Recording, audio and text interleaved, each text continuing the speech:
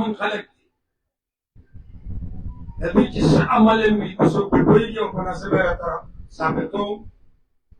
د اسلام په رڼا کې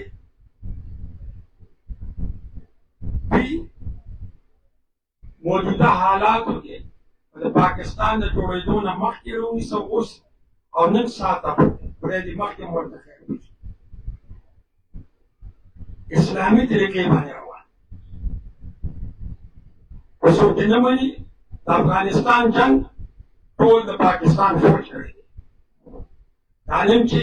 شل ملکونه آزاد شوي دي ازبکستان تاجکستان وغیره وغیره دا ټول د پاکستان د فوج کمال نن چې ایران بچ دی دا د پاکستان د فوج کمال نن چې سعودي عرب بچ دی دا د پاکستان د فوج کمال قطر چې نن په اطمینان کې دی دا د پاکستان د فوج کمال آیا زمونږ په دې فوج کې څه داسې کمال دی چې دوی دنیا ته نن سبا سترګې ښیي دوی کې هنر دی زمونږ بعضې نابویه وایي په لاره به یو شرابي روان وي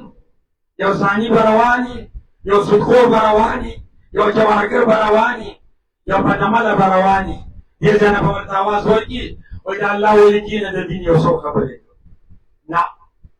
دا دروغ دي هر سړی د الله بنده دی خو هر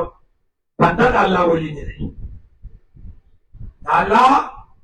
ولی جوړېدو دپاره کسب ضروري دی محنت ضروري دی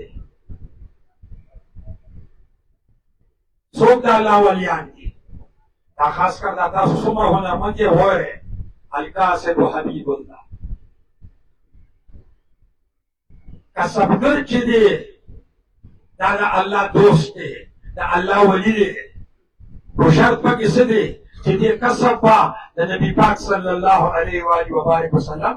په ښودلې شوې طریقه باندې کوي او هغه څه ده لومبنې چې کوم کفار هم د هغې ګوی ورکړې ده رښتیا به وایې رښتیا یا رښتیا به وایې حرامخوري به نه کوې امانتداري به کوئ نن مونږه په نابودیا کې د بچو نه د قوم نه د یهودو نصارا الکار جوړو مونږ وایو دوی به سبق وایي دوی به چې نوکري کوي او خیر تاسو ما نه خبرېږئ سوشل میډیا والا هم خبرېږي دوی دې ما ته یو داسې نوکري وښیي چې هغه د یهودو نصارا د جنګل نه آزاد وي چې هر کله زما بچي زما د دې قوم بچي د یهودو نصارا نوکر شو دی به ترقي څنګه کوي ترقي به دې هغه کوي چې دې خپل هنر ترلاسه کړي او ځکه دا ویلي دي چې کسبګر د الله دوست دی دپاره د مرګه بیا به د سیاسیانو او د لیډر ورته نه شي ویلې خو څه چې ځان ته وایي مونږ هم ورته ووایو د دې لیډرانو د وجې نه